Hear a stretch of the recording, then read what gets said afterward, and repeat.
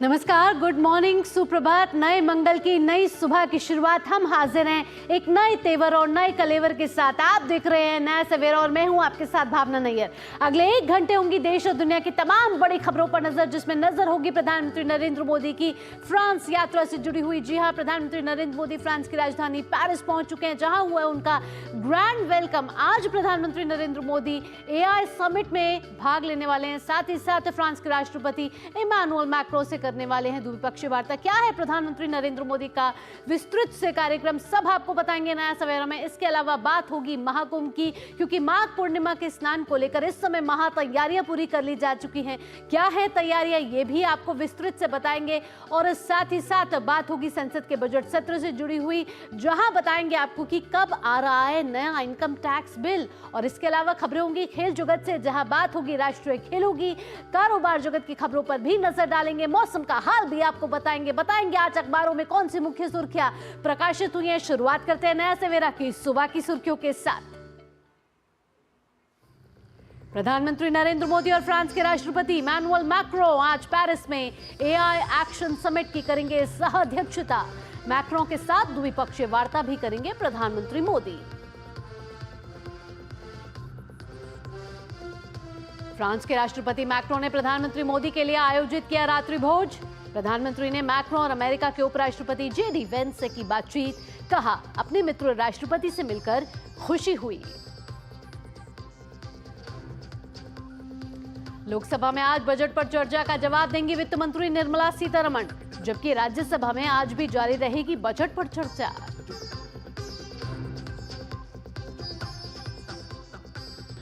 दिल्ली में सरकार गठन को लेकर बीजेपी में मंथन जारी, तो वहीं पंजाब के CM भगवंत मान अपने विधायकों के साथ अरविंद केजरीवाल से दिल्ली में करेंगे मुलाकात।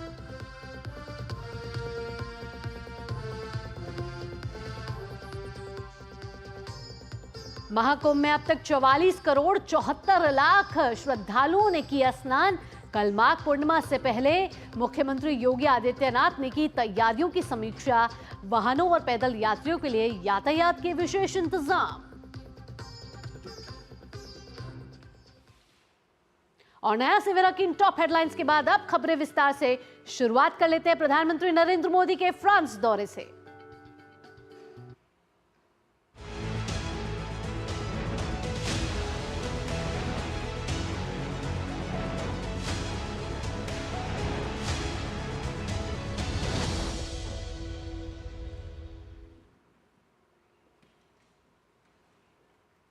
प्रधानमंत्री नरेंद्र मोदी फ्रांस की यात्रा पर हैं।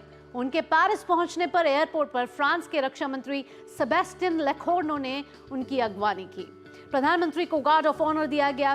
प्रधानमंत्री मोदी फ्रांस के राष्ट्रपति मैक्रों के साथ AI एक्शन शिखर सम्मेलन की सह अध्यक्षता करने वाले हैं। सम्मेलन के दौरान सुरक्षा के मद्देनजर AI के खतरे, AI नियंत्रण, AI की सेवाएं और उसके फायदे सभी देशों के द्वारा समान रूप से उपयोग में लाए जाने को लेकर चर्चा होनी है। सम्मेलन में 100 से अधिक देश हिस्सा ले रहे हैं। कई देश के प्रमुख, सरकार प्रमुख और कई बड़ी कंपनियों के CEO इस समिट में हिस्सा ले रहे हैं। कृत्रिम बुद्धिमत्ता यानी कि AI के बढ़ते प्रभाव को देखते हुए भारत कई स्टार्टअप और तकनीक को विकसित करने पर जोर दे रहा है। रोबोटिक्स हो, हेल्थ केयर हो या ट्रांसलेशन में भारत के कई AI स्टार्टअप काम कर रहे हैं। प्रधानमंत्री नरेंद्र मोदी इसे और विस्तार देना चाहते हैं और निवेश को भारत में आकर्षित करना चाहते हैं। प्रधानमंत्री नरेंद्र मोदी फ्रांस के राष्ट्रपति इमैनुअल मैक्रों द्वारा आयोजित रात्रि भोज में शामिल होने पहुंचे। मैक्रों ने प्रधानमंत्री मोदी का खुले दिल से स्वागत किया। इस दौरान दोनों नेता एक दूसरे से गले मिले। PM मोदी ने भी इस मुलाकात पर खुशी जताई। फ्रांस के राष्ट्रपति ने AI एक्शन शिखर सम्मेलन में हिस्सा लेने आए राष्ट्राध्यक्षों और सरकार के प्रमुखों के सम्मान में इस भोज का आयोजन किया था। प्रधानमंत्री मोदी की मैक्रों के साथ द्विपक्षीय वार्ता भी होगी। PM मोदी इस बात को लेकर उत्सुक हैं कि उन्हें राष्ट्रपति मैक्रों के साथ भारत फ्रांस रणनीतिक साझेदारी के लिए 2047 क्षितिज कार्य योजना पर प्रगति की समीक्षा करने का अवसर मिलेगा। PM मोदी फ्रांस में पहले भारतीय वाणिज्य दूतावास का उद्घाटन करने के लिए ऐतिहासिक शहर मार्सेले की यात्रा भी करेंगे और अंतर्राष्ट्रीय थर्मोन्यूक्लियर प्रायोजिक रिएक्टर परियोजना का भी दौरा करेंगे। इसके अलावा प्रथम और द्वितीय विश्व युद्ध के दौरान अपने प्राणों की आहुति देने वाले भारतीय सैनिकों को मजारग्यूज युद्ध समाधि स्थल में श्रद्धांजलि भी अर्पित करेंगे।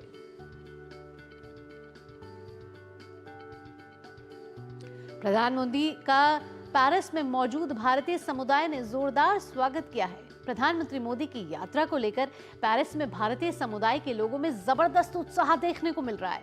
यही उत्साह प्रधानमंत्री मोदी के होटल पहुंचने पर भी लोगों में दिखाई दिया।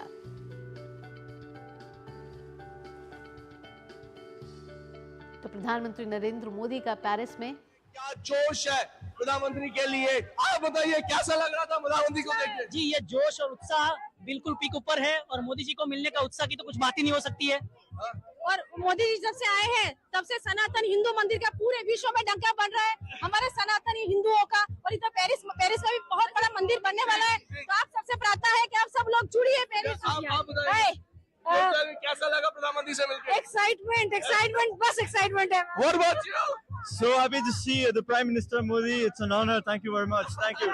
एक चीज से प्राउड मोमेंट, आपको कैसा लगा? बहुत अच्छा लग रहा है, एक प्राउड मोमेंट है क्योंकि हम भी यहाँ पे पेरिस में रहते हैं। मोदी जी को देख के उत्साह देख के बहुत बहुत अच्छा लगा। बहुत ज्यादा हम तो यही चाहते हैं कि फ्रांस के भी प्रेसिडेंट मोदी जी क्रेज देखिए। We are IT guys. We welcome Modi ji for the IT AI summit here in Paris. और we represent the IT force working in Paris. हम लोग बिजनेसमैन हैं, हम गुजरात को सपोर्ट करेंगे, पूरी इंडिया को सपोर्ट करेंगे, पूरे देश को, पूरे वर्ल्ड को सपोर्ट करेंगे।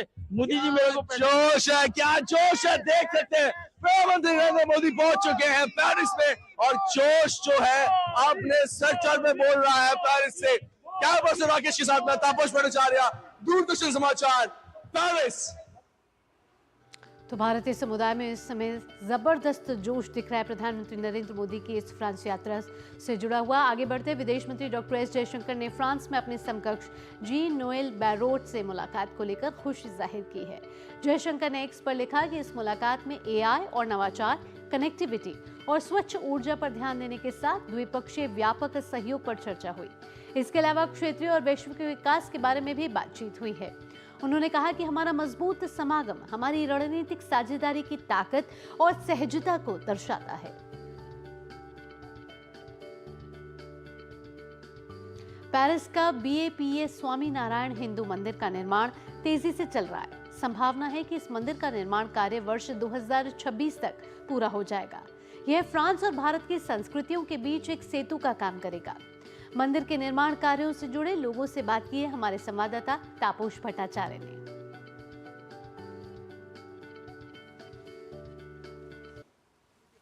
किसने नहीं सुना है, भारत के अलग अलग जगहों पे आप देख पाएंगे, अब तो विश्व में अलग अलग जगह पे देख सकते हैं। लेकिन मैं फ्रांस में हूं, AI समिट के लिए आया था और यहाँ पे मुझे दिखा भारतीय संस्कृति का एक अजब तरीका, क्योंकि यहाँ पे बन रहा है बैब्स का पहला फ्रांस में मंदिर जो कि शानदार मैग्निफिसेंट होने जा रहा है। यहाँ तो मंदिर बनने का संकल्प जो हमारे गुरुजी थे योगी जी महाराज, उसने 50 साल पहले किया था। उसके बाद प्रमुख स्वामी महाराज जी ने 30 साल जब यहाँ अलग अलग समय पे आए थे यहाँ भक्तों को मिलने के लिए, तब भी उसका विजन था कि यहाँ एक सुंदर सा बड़ा मंदिर होने चाहिए जहाँ भारतीय संस्कृति, हमारे सब वैल्यूज़ और सब हमारा जो धर्म के लिए जो बच्चे लोग को सब सिखाते हैं, आने वाली पीढ़ियों को सिखाते हैं फ्यूचर जनरेशन्स के लिए, तो उसके लिए भी एक स्थानिक जगह होनी चाहिए। तो ये मंदिर का ऐसे निर्माण पहले से हुआ था। कब तक ये मंदिर तैयार होने की उम्मीद है? ये मंदिर सितंबर का प्लान है, 2026 के था। इतने मुश्किल हालातों में ये क्या आपको मूव करता है कि यहाँ पे करना है मंदिर तो करना है। हमारे लिए तो बहुत गौरव की बात है कि यहाँ पे मंदिर हो रहा है और धन्य होगी, लेकिन फिर भी ख़त्म करना है, ये मंदिर करना ही है। फ्रांस की अगर बात करूँ तो शायद वो एक सेंटर ऑफ एक्सीलेंस होगा, क्योंकि यहाँ पे सारा का सारा हम देख पा रहे हैं रिलीजन एक पूरा का पूरा इन्होंने बनाया हुआ है जगह जहाँ पे दी है। यहाँ जो एस्प्लेनाड है सब धर्म की स्थान जगह है, सब मस्जिद भी है, सिनागॉग भी है और चर्च भी है और ये मंदिर भी आएगा। तो सब एक साथ रह के, क्योंकि सबका सिर्फ एक ही मैसेज है, सनातन मैसेज, जो सनातन धर्म है सबका मूल्य तो सिर्फ यही है कि सबको एक साथ में संगठन में साथ चलना चाहिए और सबको पॉजिटिव जो है ऐसे वैल्यूज सिखानी है। तो इसलिए ये एस्प्लेनाड पे ये मंदिर भी हमारी जो संस्कृति है, हमारा जो मूल्य है वो सबको सिखाएगी। गौरव तो है और एक पॉजिटिवनेस यहाँ पे वो प्रचार करेगा और सब मिलके वो होने वाला है, इसलिए बहुत आनंद की बात है। आनंद की बात है। भारत सनातन धर्म का जो असल मूल है कि सबको साथ लेके एक साथ चलने का, वो यहाँ पे फ्रांस के ठीक बाहर, पेरिस के ठीक बाहर हमें देखने को मिलेगा इस बैप्स मंदिर के जरिए। कैमरा पर्सन राकेश के साथ मैं तापस भट्टाचार्य, दूरदर्शन समाचार, फ्रांस। आइए अब आगे बढ़ लेते हैं।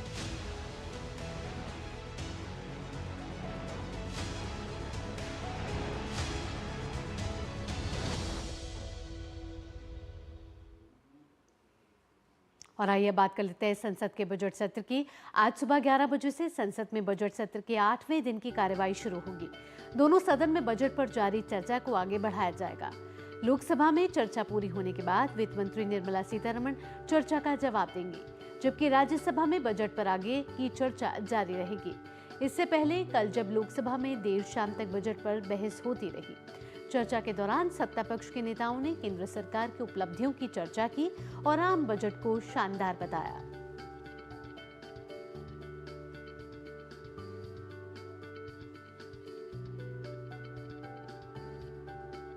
तो बजट सत्र का आज 8वां दिन है और आज वित्त मंत्री निर्मला सीतारमण लोकसभा में बजट सत्र पर हुई चर्चा का जवाब देने वाली हैं।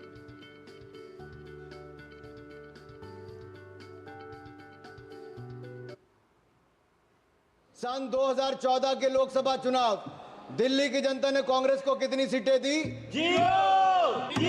2024 के लोकसभा में कितनी सीटें दी? 2025 के विधानसभा में कितनी सीटें दी? अगर ये जीरो का रिकॉर्ड बनाने का काम किसी ने किया है तो राहुल जी के नेतृत्व में कांग्रेस पार्टी ने किया है। बीजेपी सांसद निशिकांत दुबे ने कल संसद में एक सनसनीखेज आरोप कांग्रेस पर लगाया। दरअसल अमेरिकी राष्ट्रपति डोनाल्ड ट्रंप ने सत्ता में आने के बाद USAID फंडिंग को बंद कर दिया है, जिसको लेकर दुनिया भर में चर्चा चल रही है। इस बीच निशिकांत दुबे ने इसका मुद्दा उठाया और कांग्रेस पार्टी पर फंड लेने का आरोप लगाया। निशिकांत दुबे ने कांग्रेस और जॉर्ज सोरोस के संबंधों और फंडिंग की जांच की मांग भी की। कि USAID ने open society foundation George Soros को 5,000 करोड़ रुपया भारत को टुकड़े करने के लिए दिया या नहीं दिया? USAID और जॉर्ज सोरोस की ओपन सोसाइटी फाउंडेशन ने राजीव गांधी फाउंडेशन और राजीव गांधी चैरिटेबल ट्रस्ट को पैसा दिया कि नहीं दिया? तीसरा, ओवरसीज कांग्रेस के जो अध्यक्ष हैं सैम पित्रोदा साहब, उनको USAID ने पैसा दिया या नहीं दिया? कांग्रेस पार्टी USAID और सोरोस फाउंडेशन के साथ मिलकर देश को टुकड़े टुकड़े करना चाहती है। मेरा आपके माध्यम से सरकार से आग्रह है कि इतने वर्षों में USAID ने जिसको पैसा दिया उसकी जांच हो और उन सबों को सलाखों के पीछे रखे। हमारे संवाददाता इस समय ऋषि कुमार हमारे साथ जुड़ गए हैं। आइए सीधा ऋषि का रुख करेंगे और ताज़ा जानकारी ले लेते हैं। ऋषि, संसद के बजट सत्र की बात की जाए तो बजट सत्र पर चर्चा प्रोडक्टिव रही है, उत्पादक रही है अभी तक, और अब वित्त मंत्री निर्मला सीतारमण लोकसभा में जवाब देने वाली है। इसके अलावा जो जनता इस समय कयास लगाई बैठी है और जानना चाहती है कि इनकम टैक्स बिल कब आ रहा है, और इसके साथ साथ जो भी लोकहित और जनहित के मुद्दे उठाए जा रहे हैं सरकार के द्वारा या फिर सांसदों के द्वारा, वो लगातार ये पेश कर रहा है कि लोकतंत्र में जनहित और लोकहित के मुद्दे संसद में इस समय उत्पादकता के साथ आगे बढ़ाए जा रहे हैं। बिल्कुल, देखिए जिस तरीके से इस बजट सत्र के पहले भाग को देखें तो बेहद सकारात्मक तरीके से इस दोनों ही सदनों को चलाया गया है और सरकार ने जो जो बजट में जो प्रावधान किए, राष्ट्रपति के अभिभाषण पर जो धन्यवाद प्रस्ताव पर जो चर्चा हुई और उस पर जवाब आया, ये सब घटनाक्रम के दौरान हमने देखा कि एक सकारात्मक रुख और चर्चाएं हुई, एक दूसरे पर आरोप प्रत्यारोप जरूर लगे, लेकिन कहा जा सकता है कि संसद की गरिमा के अनुरूप जो कामकाज को आगे बढ़ाया गया और हम देख रहे हैं कि प्रश्नकाल और शून्यकाल दोनों ही सुचारू रूप से चल पा रहे हैं जी। और शून्यकाल के दौरान तमाम मुद्दे ऐसे हैं जो उठाने की कोशिश सांसद करते हैं और वो अपने जो भी मुद्दे हैं उनको रख पाने में बहुत सफलता के साथ सदन में अपनी बात को रख पाते हैं। इसके अलावा जिस तरीके से बजट की बात करें, बजट में तमाम प्रावधान है, बजट पर विस्तार से चर्चा हुई है। कल भी हमने देखा कि रात 8 बजे तक दोनों सदनों में चर्चा हुई। तमाम सत्ता पक्ष और विपक्ष के जो सांसद हैं उन्होंने बजट को लेकर तमाम जो अपने अपने पक्ष रखे। पी चिदम्बरम ने कांग्रेस की तरफ से जहां पक्ष रखा, तो वहीं अगर हम लोकसभा की बात करें तो लोकसभा में भी वहां पर भारतीय जनता पार्टी के अध्यक्ष और इस समय जो स्वास्थ्य मंत्री हैं उन्होंने और नेता सदन जेपी नड्डा ने भी अपनी बात रखी। तो इस तरीके से पूरे के पूरे चर्चा के दौरान सरकार ने एक बात को बहुत साफ किया कि जो जनहित के मुद्दे हैं और जो लोगों को सहूलियत देते हुए देश की अर्थव्यवस्था को आगे बढ़ाने के जो उपाय हैं वो सरकार लगातार कर रही है। और इसमें जो इनकम टैक्स का जो मसला है जी, हम जानते हैं कि इनकम टैक्स को लेकर लंबे समय से एक ऐसे बिल की बात की जा रही थी जिसमें कि ज्यादा से ज्यादा सहूलियत हो और वो बहुत आसान हो, क्योंकि हम जानते हैं आज भी जो इनकम टैक्स बिल है एक तो बहुत पुराना है और दूसरा उसमें तमाम संशोधनों के बाद आज इतने क्लॉजेज हैं कि एक वकील के अलावा उसे कोई नहीं समझ सकता। इसी तरीके से सरकार चाहती है कि अब जो इनकम टैक्स बिल है, जैसे कि हम जानते हैं कैबिनेट ने भी इसको अप्रूव किया है, जो सोर्सेज बताते हैं, अब इसको सदन में लाना है। सरकार ने साफ कहा है कि वो इसी सत्र में लेके आना चाहती है और बजट का अनाउंस करते समय, बजट पढ़ते समय वित्त मंत्री ने इसका ऐलान भी किया था। तो कहा जा रहा है कि हालांकि आज की जो विधायी सूची है उसमें ये शामिल नहीं है, लेकिन सरकार कभी भी दिन में भी इसको एक रिवाइज सूची के माध्यम से इस बिल को ला सकती है। और जहां तक बात की है जो अभी जो दिन बचे हैं उसके कामकाज के लिहाज से इस बिल को सिर्फ टेबल करने की संभावना ज्यादा है, क्योंकि इस बिल के एक बड़ा बिल है और इसको सरकार चाहती है कि सभी सांसद इसका अध्ययन करें और बजट सत्र के जो दूसरे भाग में इस बिल को चर्चा करके पारित कराया जाए। बिल्कुल, तो जल्द ही हमारे संवाददाता ऋषि हमारे को बता रहे हैं कि इनकम टैक्स बिल सदन के पटल पर रखा जा सकता है। इसके अलावा जो वित्त मंत्री निर्मला सीतारमण लोकसभा में बजट की चर्चा का जवाब देंगी। नजर रहेगी 11 बजे की सदन की कार्यवाही पर, जब दोनों ही सदनों में कार्यवाही शुरू होगी प्रश्नकाल के साथ और उसके बाद कार्यवाही आगे बढ़ेगी। ऋषि, फिलहाल तमाम जानकारियों के साथ आपका धन्यवाद। आइए बात कर लेते हैं अब दिल्ली विधानसभा चुनावों में जिस तरीके से भाजपा की जीत हुई है, अब कयास लगाए जा रहे हैं कि दिल्ली का नया मुख्यमंत्री कौन होने वाला है। चुनाव परिणाम के बाद अब सरकार बनाने को लेकर मंथन चल रहा है। बहुमत हासिल करने के बाद भारतीय जनता पार्टी में विधायकों और शीर्ष नेतृत्व के बीच बैठकों का दौर जारी है। दिल्ली में हुए 70 विधानसभा चुनाव में आपको बता दें 70 विधानसभा सीटों में से 48 सीट जीतकर भाजपा लगभग 27 साल बाद सत्ता में वापसी की तैयारी कर रही है। भाजपा विधायक लगातार एक के बाद एक बैठकें कर रहे हैं। कयास लगाया जा रहा है कि प्रधानमंत्री नरेंद्र मोदी के अमेरिका दौरे से वापस आने के बाद दिल्ली के सीएम चेहरे से पर्दा उठ जाएगा। वहीं दिल्ली की सत्ता हाथ से निकलने के बाद आम आदमी पार्टी चुनाव विश्लेषण पर ध्यान केंद्रित किए हुए है। पंजाब के मुख्यमंत्री भगवंत मान आज अपने विधायकों के साथ पार्टी के संयोजक अरविंद केजरीवाल से दिल्ली में मुलाकात करने वाले हैं। कहा जा रहा है कि इस मुलाकात में चुनावी हार पर चर्चा होगी।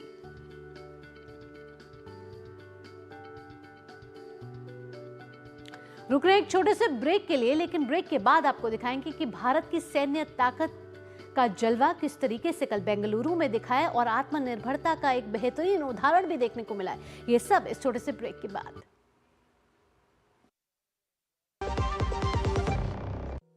विश्व की अग्रणी अर्थव्यवस्था की ओर बढ़ रहे भारत की समृद्धि में सूक्ष्म, लघु और मध्यम उद्यमों यानी एमएसएमईज का महत्वपूर्ण योगदान है और इन उद्यमों को भारत सरकार का एमएसएमई मंत्रालय आर्थिक, तकनीकी और मार्केट लिंकेज जैसी सहायता प्रदान कर प्रधानमंत्री श्री नरेंद्र मोदी जी के विकसित भारत के विजन को साकार करने में अहम भूमिका निभा रहा है। हमारे लिए एमएसएमई का मतलब है maximum support to micro, small and medium enterprise. मंत्रालय के पास आपके व्यवसाय को बढ़ाने, नई मशीन और तकनीकी तथा कौशल विकास के लिए credit guarantee scheme, cluster development program, PM Vishwakarma, PMEGP जैसे अनेक योजनाएं हैं। अपने सपने को साकार करने और एमएसएमई मंत्रालय की विभिन्न योजनाओं का लाभ लेने के लिए आज ही उद्यम पंजीकरण करें, जो कि सरल और बिल्कुल मुफ्त है। हर एमएसएमई बनेगी अग्रणी, आधुनिक और आत्मनिर्भर।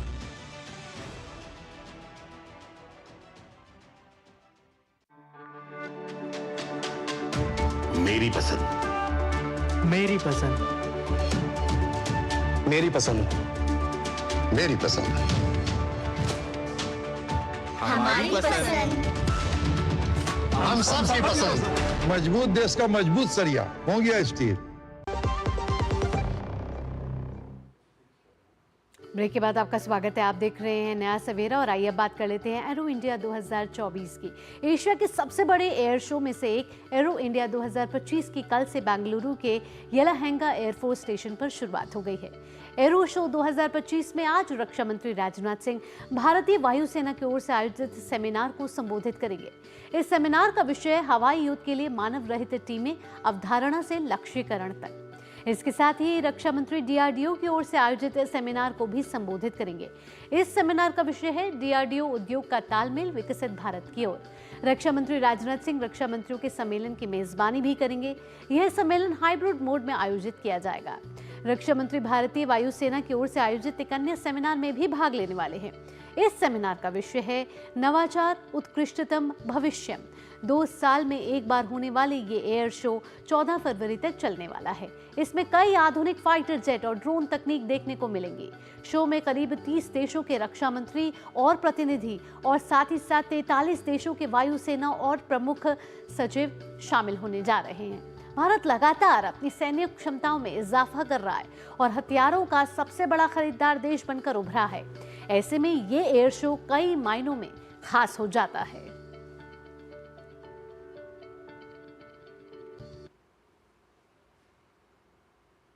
एरो इंडिया के रूप में आज से भारत में एक और महाकुंभ का प्रारंभ हो रहा है, जहां एक तरफ प्रयागराज का महाकुंभ आत्मसंधान का कुंभ है, तो वहीं दूसरी तरफ एरो इंडिया का यह महाकुंभ अनुसंधान का कुंभ है।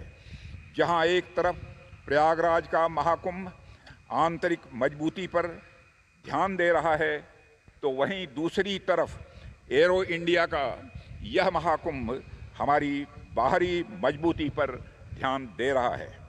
जहां एक तरफ प्रयागराज का महाकुंभ भारत की संस्कृति को दर्शा रहा है, तो वहीं दूसरी तरफ एरो इंडिया का यह महाकुंभ भारत की शक्ति को दर्शा रहा है। एक तरफ जहां परंपरा और अध्यात्म का महाकुंभ चल रहा है, तो वहीं दूसरी तरफ पराक्रम और आयुध का महाकुंभ चल रहा है।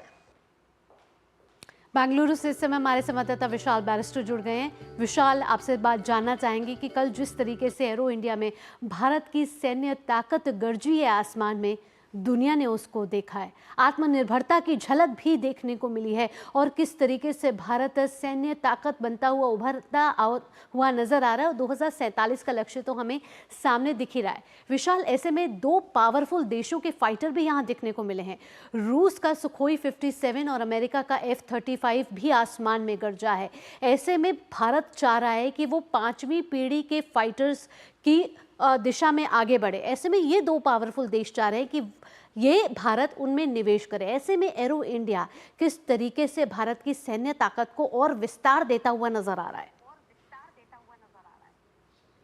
भावना, सबसे पहले आपको सुप्रभात। और मैं आपको बता दूं, आप मेरे पीछे देख सकते हैं, ये तमाम झंडे हैं जो इस बात का प्रतीक है कि भारत के ये मित्र देश है।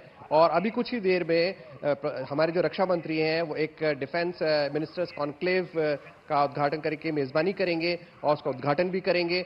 और उसका जो नाम दिया गया वो है ब्रिज, यानी कि bridging resilience through international defence and global engagement. नाम से ही जाहिर है कि भारत चाहता है कि अपने मित्र देशों के साथ एक ऐसा मजबूत रिश्ता कायम किया जाए जिसके दम पर किसी भी बदलती हुई परिस्थिति का मुकाबला किया जा सके। हम जानते हैं कि किस तरह से ग्लोबल चेंजेस आ रहे हैं, डायनेमिक्स चेंज हो रहे हैं, जियोपॉलिटिकल सिचुएशन बदलती जा रही है और किस तरह से बनते और बिगड़ते हैं रिश्ते। लेकिन भारत हमेशा से इस बात पर जोर देता रहा है कि हमें अपने रिश्तों को मजबूत रखना है। भारत ग्लोबल साउथ का लीडर बनकर उभरा है, लेकिन भारत बार बार ये बात कहता है कि हम वसुदैव कुटुंबकम में विश्वास रखते हैं। इसलिए हम चाहते हैं कि सब लोग मिलकर एक साथ चुनौतियों का सामना करें। और आपने बात की फाइटर एयरक्राफ्ट की, जो सुखोई 57 है और अमेरिका का जो F-35, ये दोनों 5th जनरेशन एयरक्राफ्ट है। फाइटर जेट्स तो सभी कंट्रीज के पास है, लेकिन ये जो 2 एयरक्राफ्ट की बात हम कर रहे हैं वो बहुत जबरदस्त लड़ाकू जहाज है और भारत भी अपना 5th जनरेशन लड़ाकू जहाज तैयार कर रहा है AMCA, और वो 2027 के एंड तक भारतीय वायुसेना में शामिल हो जाएगा। बिल्कुल, तो विशाल, कहीं ना कहीं कल जो दिखा है, भारत का पराक्रम देखने को दिखा है, भारत का शौर्य देखने को मिला। और रक्षा मंत्री को भी हम सुन रहे थे, वो कह रहे थे कि एक तरफ जहां भारतीय संस्कृति का महाकुंभ चल रहा है, वहां सैन्य ताकत का यहाँ एरो इंडिया चल रहा है, जो दुनिया इस समय देख रही है। और कहीं ना कहीं विशाल, हम आत्मनिर्भरता की ओर भी आगे बढ़ते हुए नजर आ रहे हैं। आज जहां हम निवेश के लिए दूसरे देशों पर निर्भर रहते थे, आज दूसरे देशों पे हम निवेश करने के लिए भी पर्याप्त मात्रा में सक्षम नजर आ रहे हैं। बिल्कुल ठीक है भावना आपने।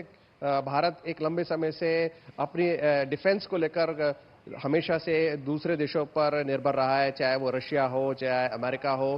फ्रांस का मिराज इसका एक उदाहरण है। और हमने देखा कि किस तरह से भारत हमेशा मिक्स की अगर हम बात करें, जिनको धीरे धीरे फेज आउट भी किया गया भारतीय वायुसेना से, तो इन तमाम चुनौतियों को देखते हुए प्रधानमंत्री ने एक ब्लूप्रिंट तैयार किया है 2047 के मद्देनजर।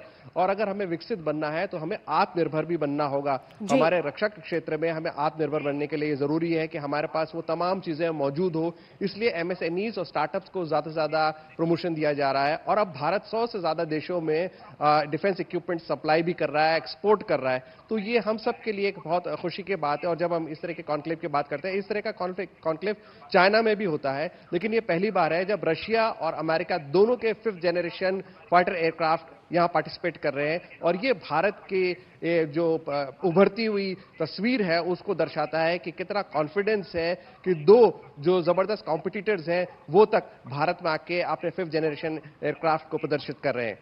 बिल्कुल, तो भारत के इस समय नए भारत की तस्वीर नजर आ रही है विशाल, जहां हम सैन्य तौर पर ज्यादा ताकतवर नजर आ रहे हैं, ज्यादा आत्मनिर्भर नजर आ रहे हैं। विशाल, तमाम जानकारियों के साथ आपका बहुत बहुत धन्यवाद।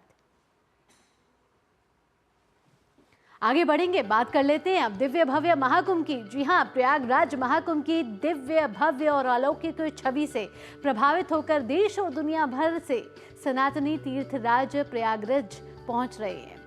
महाकुंभ में अब तक 29 दिनों में करीब 45 करोड़ श्रद्धालु पवित्र संगम में डुबकी लगा चुके हैं। सोमवार को भी महाकुंभ में 1 करोड़ से अधिक श्रद्धालु स्नान करने पहुंचे।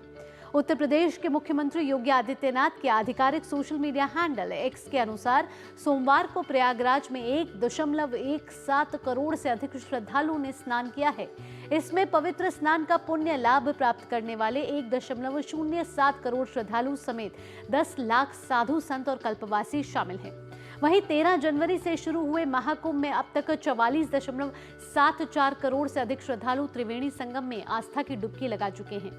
यही नहीं, महाकुंभ में पिछले 3 दिनों में 4.25 करोड़ लोग संगम में पवित्र स्नान कर चुके हैं।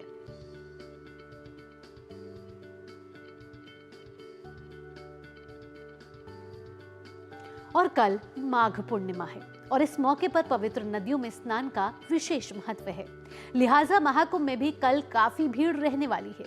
उत्तर प्रदेश के मुख्यमंत्री योगी आदित्यनाथ ने प्रयागराज में चल रहे महाकुंभ की व्यवस्थाओं की समीक्षा करते हुए जरूरी दिशा निर्देश जारी किए हैं। 12 फरवरी को माघ पूर्णिमा स्नान पर्व को लेकर सीएम ने प्रशासन और पुलिस अधिकारियों को कई अहम निर्देश दिए हैं ताकि श्रद्धालुओं की सुरक्षा और सुविधा सुनिश्चित किए जा सके। वहीं प्रयागराज महाकुंभ के मेला क्षेत्र में माघी पूर्णिमा को लेकर यातायात प्रबंधन में कई नए उपाय भी अपनाए जा रहे हैं। माघी पूर्णिमा पर्व प्रशासन ने 10 फरवरी की रात 8 बजे से ही महाकुंभ मेला क्षेत्र में प्रशासनिक या चिकित्सीय वाहनों के अतिरिक्त सभी प्रकार के वाहनों को आवागमन प्रतिबंधित कर दिया है। यह प्रतिबंध 13 फरवरी की रात 8 बजे तक जारी रहेगा। प्रशासन ने श्रद्धालुओं की सुविधा के लिए अलग अलग रूट से आने वाले श्रद्धालुओं के लिए 36 पार्किंग स्थल बनाए हैं। ये पार्किंग स्थल हैं जौनपुर, वाराणसी, मिर्जापुर, रीवा बांदा, चित्रकूट, कानपुर कौशाम्बी, लखनऊ प्रतापगढ़ और अयोध्या प्रतापगढ़ से आने वाले वाहनों के लिए अलग अलग पार्किंग स्थल निर्धारित किए गए हैं। साथ ही संगम आने वाले पैदल श्रद्धालुओं के लिए भी अलग मार्ग चिन्हित किए गए हैं।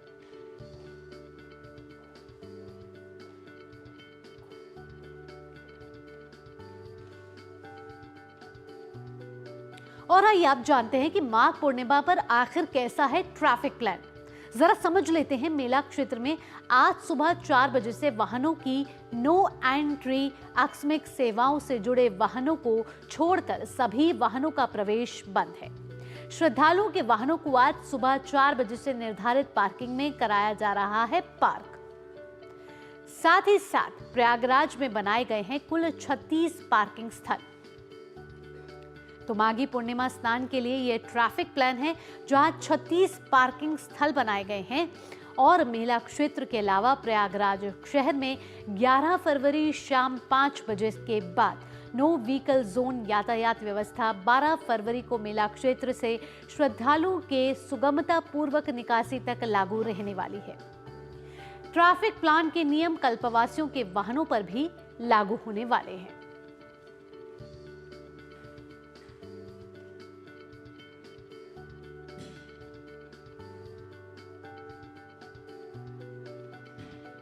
महाकुंभ में बुधवार को माघी पूर्णिमा स्नान से पहले तीर्थयात्रियों और पर्यटकों के लिए विशेष व्यवस्था करने के लिए भारतीय रेलवे युद्ध स्तर पर काम कर रहा है। रेल मंत्री अश्विनी वैष्णव ने इससे पहले प्रयागराज रेलवे स्टेशन की व्यवस्थाओं का निरीक्षण किया। अपने निरीक्षण के दौरान रेल मंत्री ने भीड़ की मौजूदा स्थिति की समीक्षा की और वरिष्ठ अधिकारियों के साथ रेलवे की तैयारियों पर चर्चा की। कहा कि सरकार ने महाकुंभ के लिए शहर के 8 रेलवे स्टेशनों पर विस्तृत व्यवस्था की है।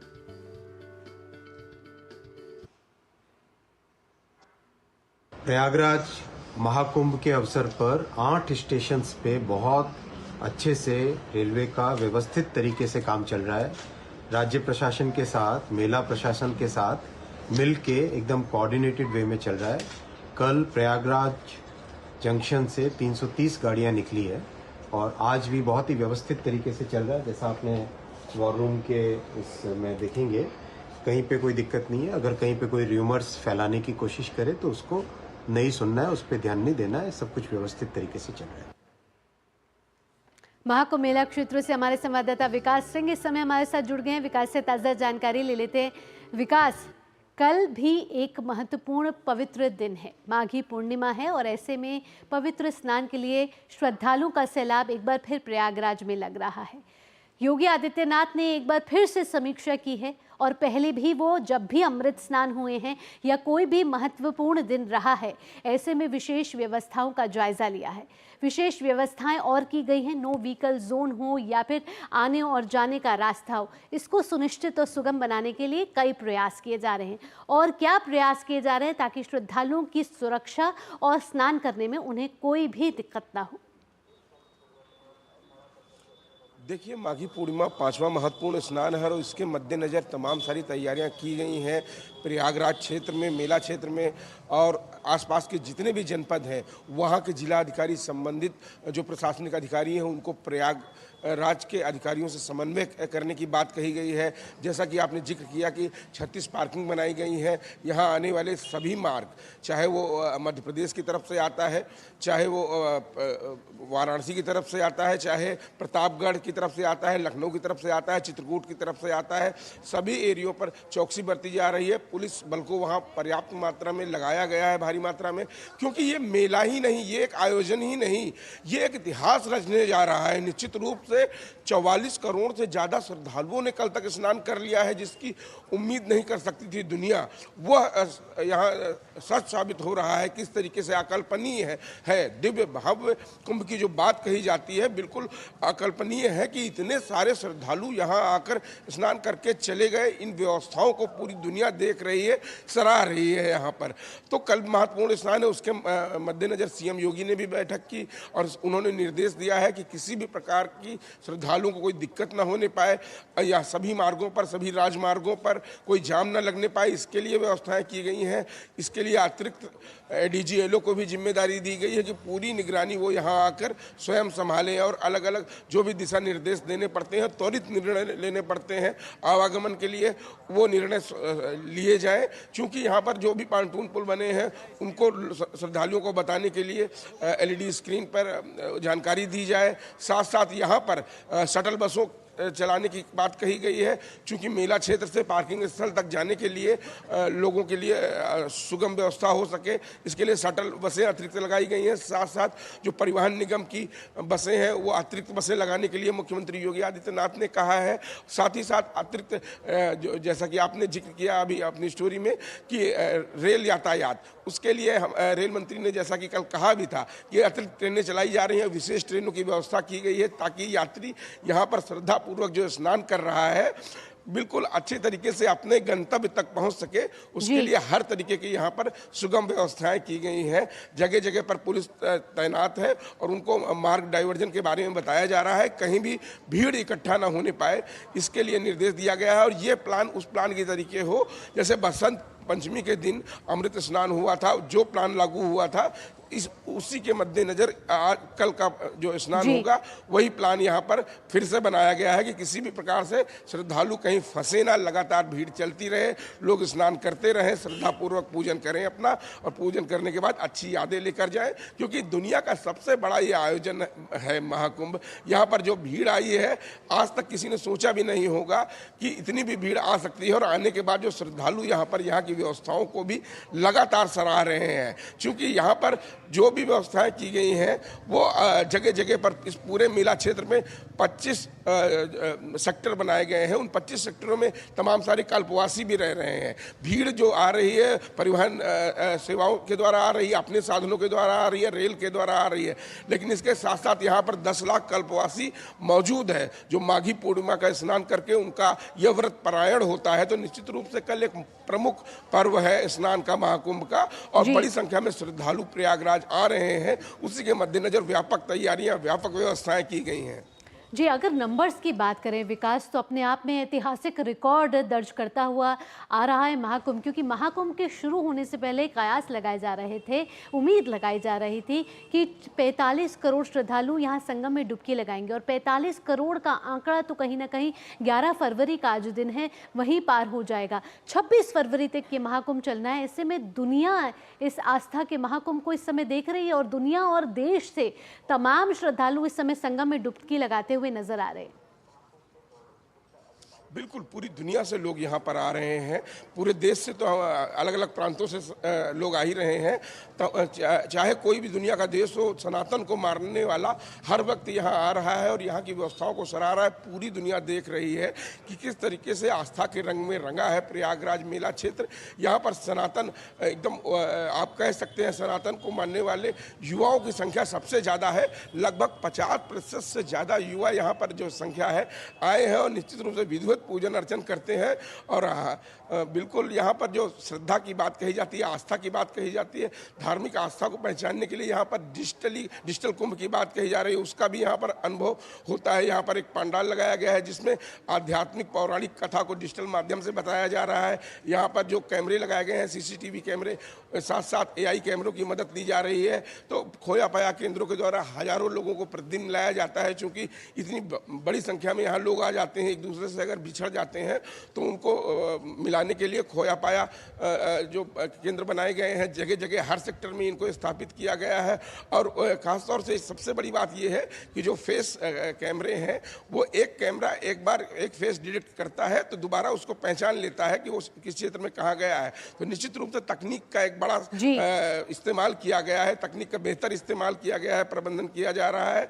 और हर आने जाने वाले यहाँ पर यात्री, यहाँ पर खाने पीने की पर्याप्त व्यवस्था है, जगह जगह पर यहाँ पर भंडार भंडारे का भी आयोजन किया जा रहा है। तो निश्चित रूप से खाने पीने के जो श्रद्धालु खाने चाहते हैं, लजीज व्यंजन खाना चाहते हैं, वो तो व्यवस्थाएं ही हैं। साथ साथ जो प्रसाद के रूप में भंडारे हैं यहाँ पर, जिनको माना जाता है कि उनका स्वाद तो बिल्कुल ही दिव्य होता है, वो भी जगह जगह पर यहाँ पर भंडारे लगाए गए हैं। तो यहाँ श्रद्धालु उसका भी आनंद ले मैं आपसे रहे ये हैं। भी जानना चाहूंगी, कल माघ पूर्णिमा का पवित्र स्नान है, ऐसे में शुभ मुहूर्त क्या है, कब से स्नान शुरू होगा और कब तक चलेगा?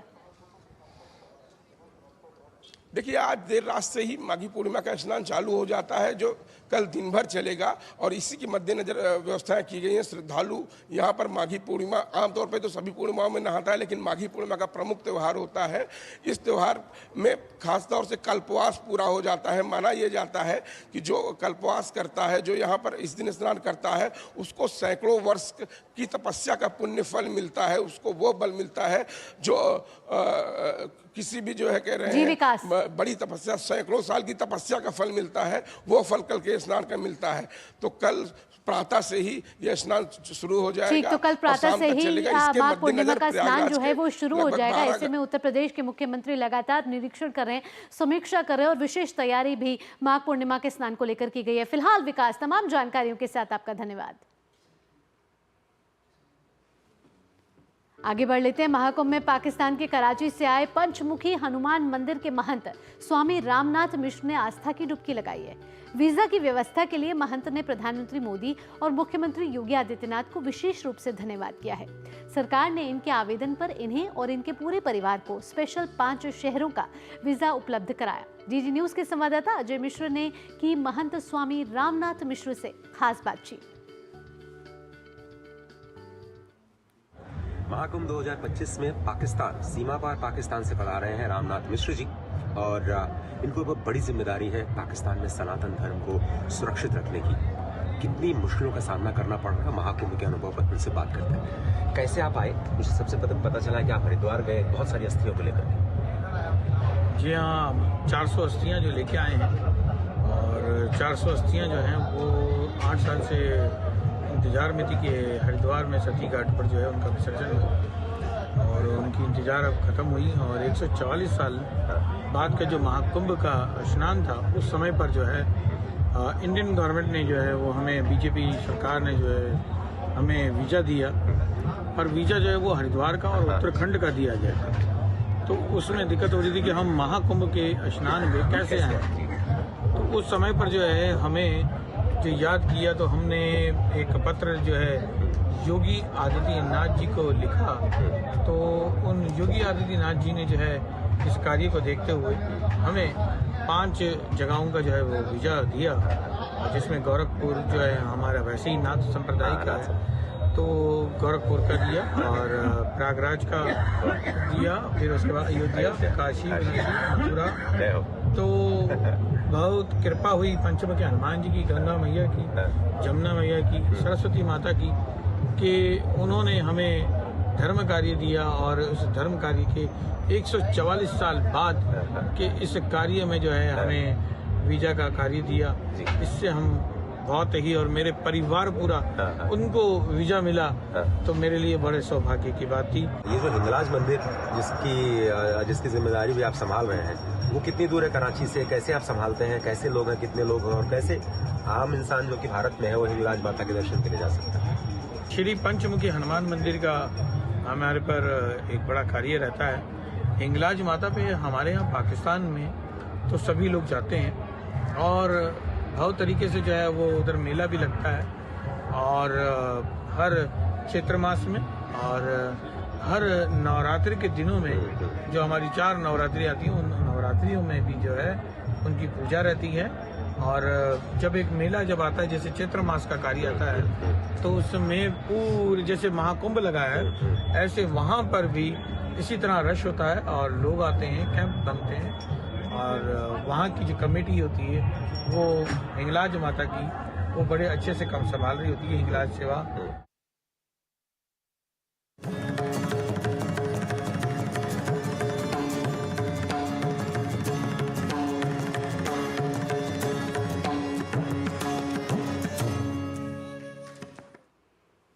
वक्त हो चला एक छोटे से ब्रेक का। ब्रेक के बाद बात होगी अखबारों की सुर्खियां की। आप कहीं मत जाइएगा, देखते रहिए नया सवेरा।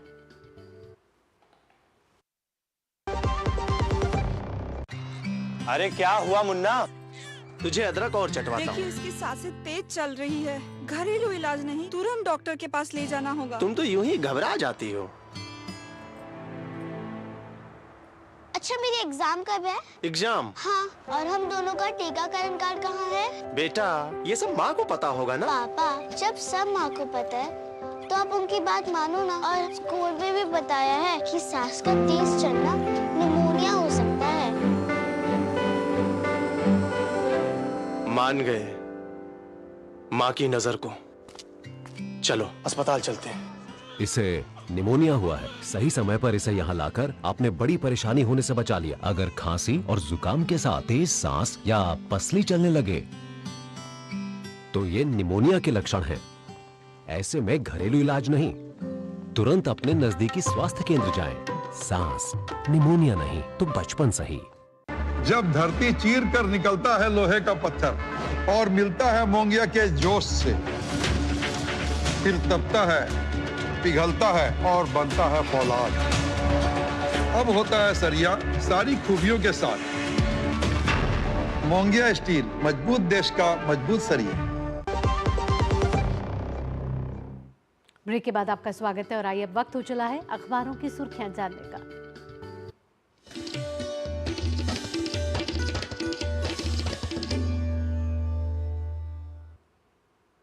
और अखबारों की सुर्खियां जानने के लिए ले चलते हैं आपको हमारे स्टूडियो, जहां मौजूद है मेरी सहयोगी संध्या शर्मा। संध्या, सुप्रभात। अगर आज के अखबारों की बात की जाए तो कौन सी विभिन्न क्षेत्रों की वो खबरें जिन्हें अखबार ने मुख्य रूप से अपने पृष्ठ में जगह दी है? सुप्रभात भावना। अखबारों की सुर्खियों की शुरुआत करते हैं सऊदी अरब से जुड़ी हुई खबर के साथ। जी हां, हज में बच्चों के जाने पर बैन लगा दिया गया है और 14 देशों के लिए वीज़ा नियम को बदल दिया गया है। सऊदी अरब के हज और उम्रा मंत्रालय के माध्यम से ये खबर आज प्रकाशित की गई है और इसमें साफ तौर पर यह बताया गया है कि प्रतिबंध इसलिए लगाया गया है क्योंकि भीड़ को देखते हुए, बच्चों की रक्षा सुरक्षा को ध्यान में रखते हुए, साथ ही साथ सिर्फ सिंगल एंट्री वीज़ा 30 दिनों तक वैध मानी जाएगी और 1 साल का मल्टीपल एंट्री वीज़ा निलंबित कर दिया गया है। साथ ही साथ पहली बार हज करने वालों को प्राथमिकता दी जाएगी। तो तमाम बिंदुओं के साथ आज इस खबर को स्थान दिया गया है हरिभूमि अखबार ने। एक और खबर की बात करते हैं जो कि केंद्रीय वस्त्र मंत्री गिरिराज सिंह ने बताया कि मदार के पौधे से वस्त्र बनाने का विकल्प अब खुलता हुआ नजर आ रहा है। आपको बताएं कि मदार के रेशे में ऊन से अधिक गर्माहट -50 डिग्री सेल्सियस से कम तापमान में भी गर्माहट देने के लिए ये कारगर होता है और इसलिए अब मंत्री का कहना है कि भारत में फाइबर की जो ये नई किस्में हैं वो वस्त्र उद्योग में नई क्रांति लाने का काम कर रही हैं। एक और खबर का रुख करते हैं। वित्त मंत्री निर्मला सीतारमण ने एक बार फिर साफ तौर पर कहा है कि गड़बड़ कर रही गोल्ड लोन कंपनियों पर सख्ती होगी। आपको बता दें कि संसद में एक सवाल उठा था और उसके जवाब में वित्त मंत्री ने साफ तौर पर कहा कि यदि कोई भी कंपनी गोल्ड लोन को लेकर के गड़बड़ियां करती है तो सख्त कार्रवाई होगी। कंपनियों में नियमों का उल्लंघन करने की बात लगातार सामने आ रही थी, जिसमें ऋण जारी करने के मुख्य स्रोत और मूल्यांकन के तीसरे पक्ष की भूमिका में कमियां पाई गई थी और भी तमाम ऐसी कमियां और खामियां देखने को मिली, जिस पर वित्त मंत्री ने साफ तौर पर कहा कि सख्ती बरती जा रही है। एक और खबर की बात करते हैं जिसमें फ्रांस यात्रा के बाद कल वॉशिंगटन पहुंचेंगे प्रधानमंत्री नरेंद्र मोदी और अमेरिकी राष्ट्रपति ट्रंप को मित्र कहकर उन्होंने संबोधित किया। अलग अलग बिंदुओं के साथ आज इस खबर को प्रकाशित किया गया है कि किन मायनों में उनकी जो ये यात्रा है वो बेहद ही खास और अहम मानी जा रही है। अगली खबर है आरएमएल अस्पताल से जुड़ी हुई। जी हां, आरएमएल अस्पताल में जल्द होगा रोबोट से घुटने का प्रत्यारोपण और इस काम में चिकित्सकों की दक्षता बढ़ाने के लिए बीते शुक्रवार को पहली बार सफल रोबोटिक घुटना प्रतिस्थापन कर लिया गया है। तो ये भी एक अच्छी खबर। चलते चलते एक और स्वास्थ्य से जुड़ी हुई खबर की बात कर लेते हैं। आपको बताएं कि अस्वास्थ्यकर आहार यानी कि जंक फूड से अवसाद का खतरा भी लगातार बढ़ रहा है। British medical journal the Lancet में प्रकाशित एक अध्ययन के माध्यम से आज इस खबर को स्थान दिया गया है जो बताती है कि लगातार बच्चों और युवाओं में दिल की बीमारी का खतरा किस तरह से बढ़ रहा है और साथ ही साथ उनमें अवसाद की स्थिति भी पैदा हो रही है, जिसकी वजह, जिसके मूल और जिसके केंद्र में है जंक फूड। तो परिजनों को भी ये सलाह, ये खबर देती है कि जंक फूड से अपने बच्चों को बचाएं और उनके स्वास्थ्य का देखभाल लगातार करते रहें। तो आज के अखबारों में अलग अलग खबरें इस तरह से प्रकाशित की गई हैं। तो संध्या, राजनीति से स्वास्थ्य तक अखबारों में प्रकाशित विभिन्न क्षेत्रों की खबरों को आपने इतने कम समय में हमारे दर्शकों तक पहुंचाया, आपका धन्यवाद। आइए खबरों में अब आगे बढ़ते हैं, बात कर लेते हैं खेल जगत की।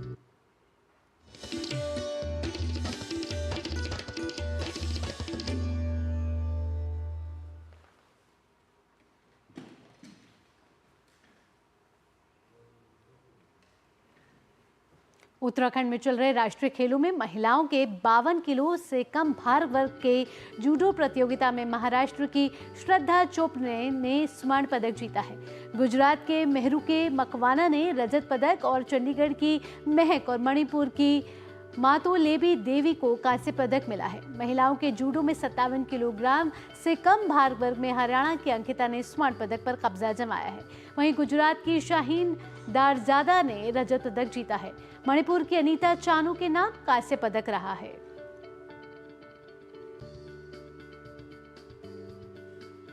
देहरादून से हमारे संवाददाता गौरव कुमार इस समय हमारे साथ जुड़ गए हैं। गौरव, आपसे ताज़ा अपडेट लेना चाहेंगे। अगर आज के दिन की बात की जाए तो आज कौन कौन सी प्रतिस्पर्धाएं खेली जानी हैं जिसमें आज प्रदेशों से आए खिलाड़ी अपना दमखम दिखाते हुए नजर आएंगे? बिल्कुल भावना, अगर आज के खेलों की बात करें तो आज से कहना चाहिए कुश्ती की जो प्रतियोगिता है उसकी आज से शुरुआत हो रही है। इसके अलावा लॉन टेनिस के जो फाइनल मुकाबले हैं वो भी आज आयोजित किए जाएंगे, जबकि नेटबॉल है उसमें उसके भी जो मुकाबले हैं महिला और पुरुष वर्ग के वो भी आज से जो कहना चाहिए वो शुरू होंगे।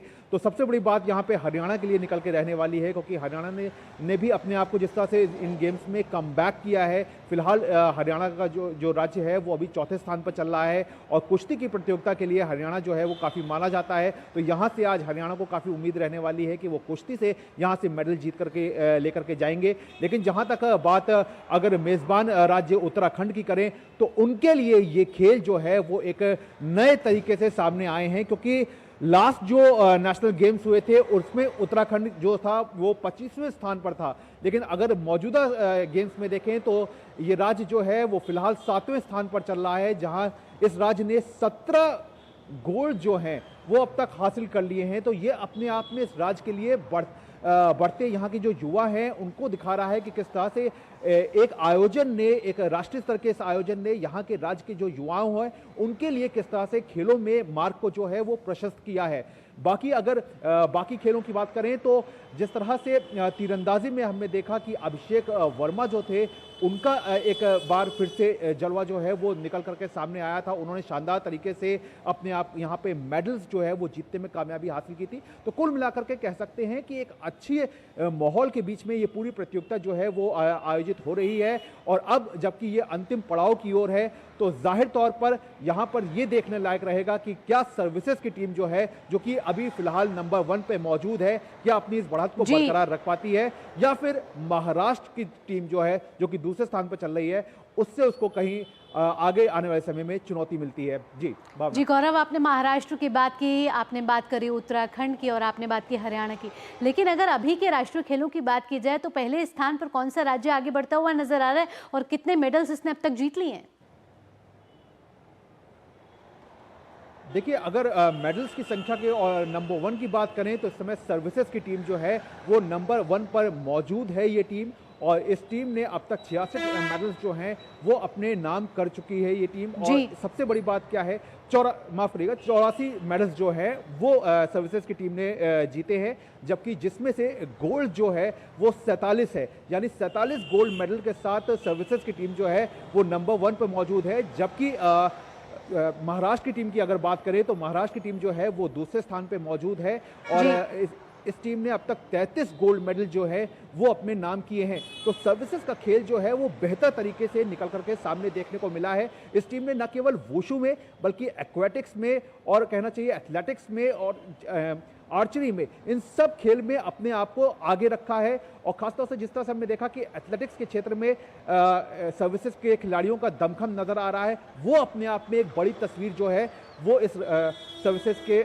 पेश कर रहा है। जहां तक बाकी खेलों की बात है तो वुशु में भी सर्विसेज के खिलाड़ियों ने अपना बेहतरीन प्रदर्शन रख करके सामने रखा, जहां उन्होंने 11 मेडल्स जो है बिल्कुल। तो गौरव, इस समय साफ नजर आ रहा है कि अलग अलग खेलों में अलग अलग प्रदेशों से आए खिलाड़ी अपना दमखम दिखाते हुए नजर आ रहे हैं और सभी में इस समय जोश जो है वो कहीं ना कहीं हाई नजर आ रहा है। गौरव, तमाम जानकारियों के साथ आपका धन्यवाद। आगे बढ़ लेते हैं, बात कर लेते हैं मिजाजे मौसम की और जानते हैं ग्राफिक्स के जरिए आपके शहर का न्यूनतम और अधिकतम तापमान।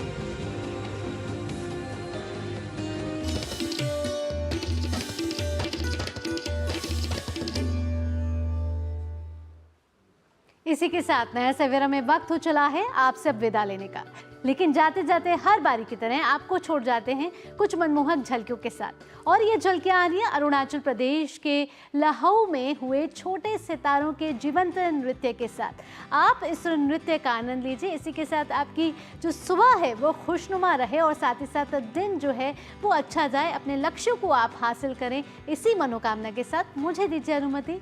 नमस्कार।